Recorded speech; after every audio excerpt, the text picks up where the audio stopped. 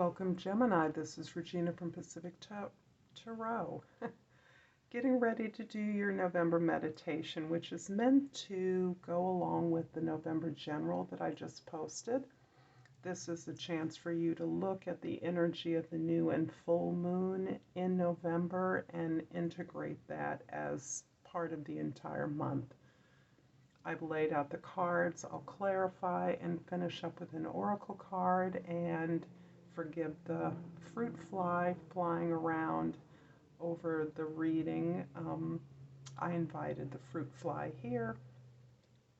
So thank you if you have been supporting me in all the ways that you do. I thank you deeply. If this reading resonates for you, if you enjoy it or find it useful, please like and subscribe to my channel. I really appreciate it. And let's get started. Gemini, with your overall energy for the month of November. We have the Four of Coins.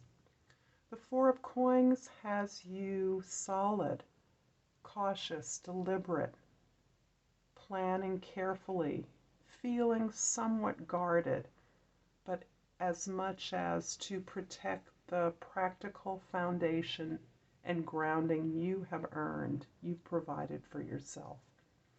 This card can indicate a sense of holding on too tightly to what it is you've set up. I, however, see this positively as holding on to your foundation, staying grounded in all ways that a square does, the most stable geometric structure that exists. You are, in fact, really in your groundedness, really concerned with your security and your stability as you observe what is going on, what opportunities may exist in your world that can contribute to a stronger foundation. In your new moon space, the new moon in Scorpio, that occurred a couple of days ago is impacting your 8th house. And your 8th house is where you are sharing resources with others. The Hanged Man indicates that there is an opportunity for you to pull back and consider what it is that you are changing, innovating, sharing, or proposing for your resources. Maybe someone else has offered you a proposal about a way to invest, a way to meet your obligations or debts that you must think about, and that requires a different way of thinking about your resources, those that you share with others. You are understanding that the way you have been thinking about these resources has limited their ability to grow. And if this is about your money, it is well considered. However, there's a lot of information out there that can empower you to be more proactive in terms of your investment or sharing or growing the resources that you share with others. In the full moon energy, the full moon in Taurus is impacting your 2nd house of personal resources, the things you own and those values that provide you with a sense of integrity around ownership and harmonizing, growing, balancing out the things that belong to you with what belongs to others. The Devil card indicates that you have always gone according to Hoyle. You've moved through the conventional ways of investment, of saving, of providing security for yourself. You've used traditional or conventional banks, loans, ways of growing your money, ways of stabilizing yourself. This indicates that you are more aware of the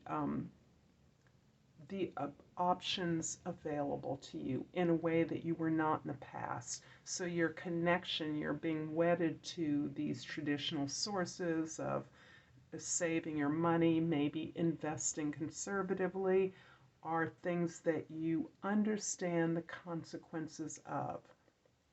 You are looking at the fact that you have been choosing these conventional, often slow growing, what we might consider old fashioned ways of improving your personal property, your material experience.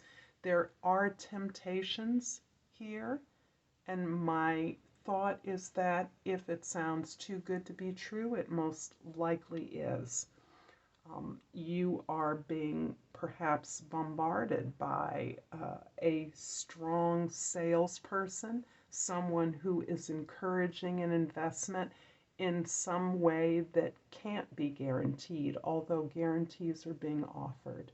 So this is really about your material largesse, growing your wealth, or in this case, it seems like protecting your foundation, your stability, your wealth.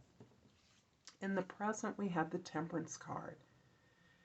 The Temperance card is truly about the ability of the grand alchemist, and in many ways the alchemist was attempting to do, or whether known or unknown, to refine and base metal into pure gold as a symbol of our instinctual nature, our given nature, our traditional nature, our survival instincts, and refining those into our spiritual body, our spiritual consciousness around what it is we're actually doing when we do anything. That the goal of enlightenment is consciousness, to be aware of your actions, not necessarily to prescribe actions, but to be aware of the consequences of your actions, or the rewards or benefits of actions. And you are refining that as you work through these practical elements of your own protection, your own material security. You're learning to balance them out, but you're not discarding what it is you know is best for you. And that is perhaps the linchpin of any decisions that you're being asked to make. What is best for you? What supports your foundation? What allows you to grow? In the past, we have the Page of Wands. And this is really helping you to open up in the past about new ways to do things, new ways to do business, to grow your money, to grow in every aspect of your experience. You are exploring, perhaps you're learning. You may have entered a course where you're learning about investing, how to invest my salary into a comfortable savings, how to buy property, use concrete resources as ways to accumulate wealth. In the immediate future, we have the Knight of Coins.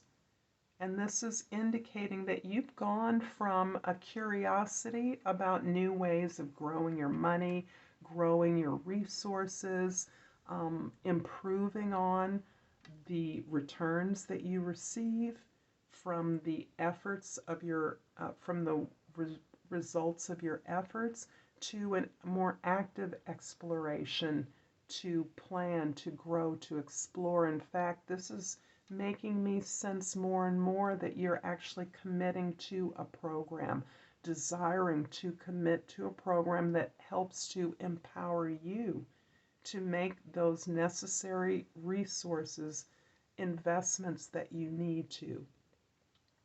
And it's interesting because certainly in times past, banking and saving were the very conventional way that we were taught and encouraged to grow our personal wealth. But nowadays, there are so many ways to grow and expand on our resources that you are taking a more active part in understanding that, in learning about that, in taking a course, and even being an assistant or a mentee to someone who you support in their efforts, and thereby you learn from them. I'm going to clarify the Temperance card with the Ten of Cups and the Page of Swords. You know, the process of learning about your the expansion of your material resources, your abundance, the potential for wealth and greater security and stability. It's the process of learning about that, recognizing how much you do have, and the ability to move cautiously and thoughtfully, to ask questions, to understand that it's okay to be curious, to encourage conversation, to be open to new ideas is giving you tremendous satisfaction. You are feeling really good about something that causes generally anxiety in many of us: our money, our resources. How secure are we? If something happens, can I take care of myself? Can I take care of my loved ones? Often in our very privileged culture, we are consumed with the impact of what we do or don't have and the necessity to get it.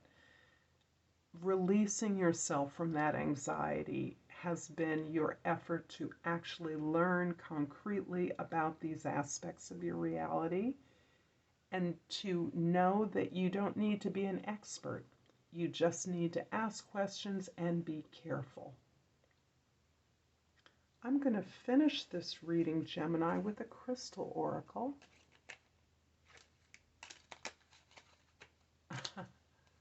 And malachite, the beautiful malachite. The key word is healing. I'm a healing machine, manifesting miracles. And I would say, Gemini, that if you are healing your the universal need to survive for money, you are doing a beautiful job of liberating yourself into real empowerment and knowledge. I thank you for this reading. I hope it's been helpful. And until next time, namaste.